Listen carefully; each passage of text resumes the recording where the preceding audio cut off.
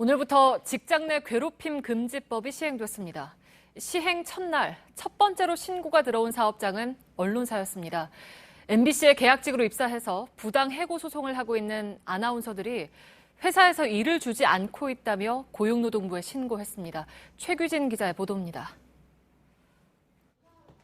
좁은 복도를 지나 숨겨진 사무실이 나옵니다. 5평 남짓 방 안 책상 위에는 컴퓨터가 놓여 있지만 사내 전산망엔 접속이 안 됩니다. MBC에 계약직으로 입사한 아나운서들이 직장인 괴롭힘 금지법을 위반했다며 보낸 동영상입니다. 앞서 MBC는 2016년과 2017년 정규직 전환이 가능하다며 아나운서를 계약직으로만 채용했습니다. 하지만 2017년 MBC 경영진이 바뀌면서 아나운서들은 대부분 계약 해지를 통보받았습니다. 파업 때는 저희가 정말 울며 겨자 먹기로 방송했거든요. 계약서에 계약 해지권이 있었기 때문에. 중앙노동위원회 등이 부당 해고라고 판정했지만 MBC는 지난 3월 행정소송을 제기했습니다. 아나운서들은 법원에서 본소송 결론이 나오기까지 근로자 지위를 인정하라는 가처분 결정을 받았지만 업무 배제는 계속됐다고 말했습니다. 반면에 사측은 소송이 진행 중인 만큼 1심 판결 결과가 나오길 기다리고 있다고 밝혔습니다.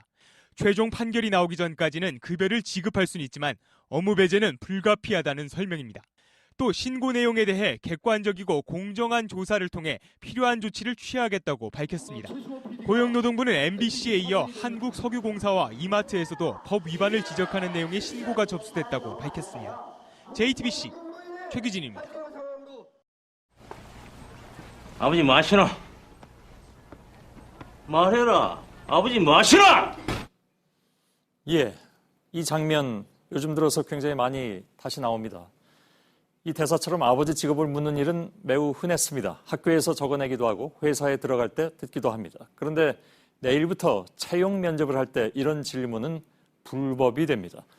채용 절차 공정화 법률이 개정됐기 때문입니다. 취업 청탁을 하거나 압력을 넣는 것은 물론 불법이고 일할 때 필요하지 않은 각종 정보를 구직자에게 요구해서도 안 됩니다.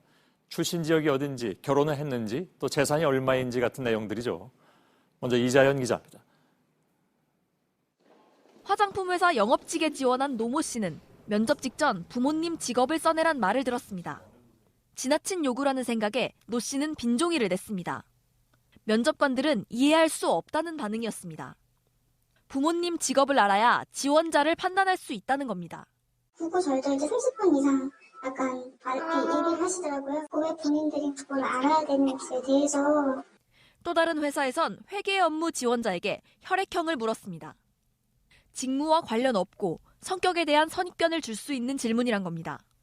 입장이 약간 의리다 보니까 어쨌든 대답은 해야 되잖아요. 한 지원자는 좌파냐 우파냐는 질문을 받기도 했습니다. 합격을 해야 되는 위치니까 부당하다는 의사를 표현하지는 못할 것 같아요. 내일 채용 절차 공정화법이 시행되면 기업은 업무와 관련 없는 개인정보를 요구할 수 없습니다. 키와 체중, 외모를 지적해서는 안 되고 결혼 계획이 있는지, 부모나 형제가 무슨 일을 하는지 등도 물을 수 없습니다. 이를 어기면 최대 500만 원의 과태료를 물게 됩니다. JTBC 이자연입니다. 예, 보신 것처럼 이제 채용 과정에서 불필요한 개인정보를 요구할 수는 없지만 한계도 또 분명히 있습니다.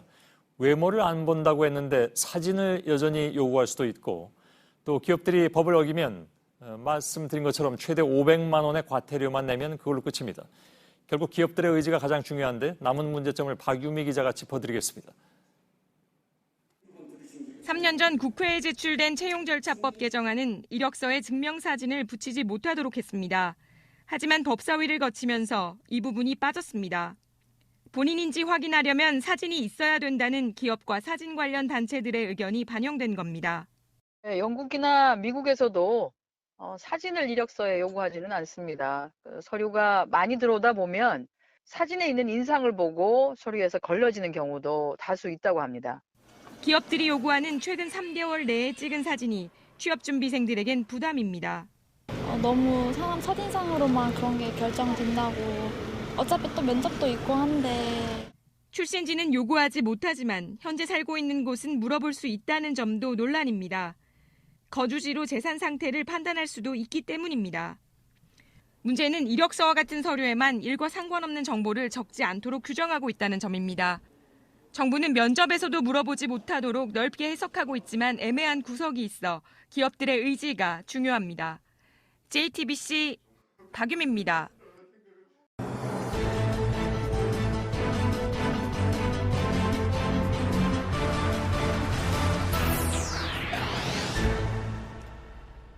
예, 뉴스룸의 앵커 브리핑을 시작하겠습니다.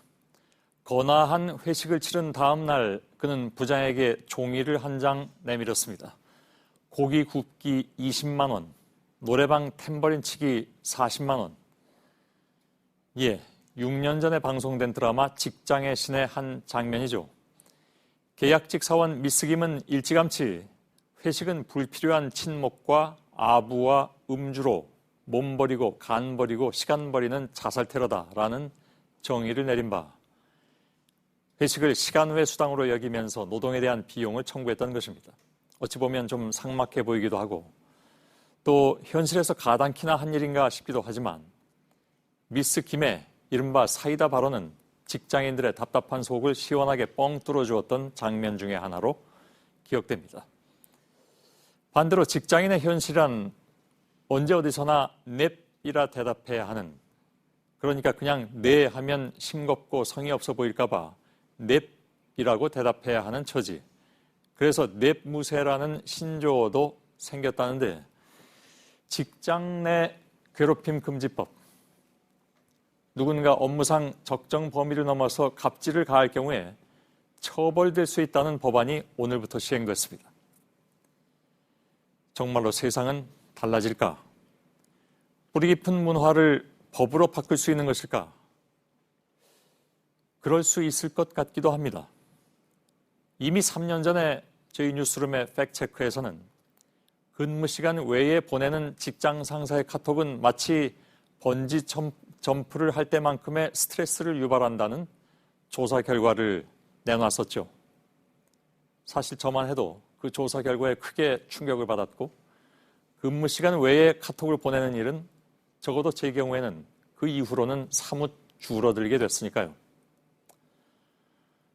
물론 고기 굽기 20만 원, 노래방 탬버린 치기 40만 원 같은 청구서가 현실이 되진 않겠지만 최소한 고기를 굽기 싫으면 굽지 않아도 되고 억지로 탬버린을 흔들지 않아도 되는 회사.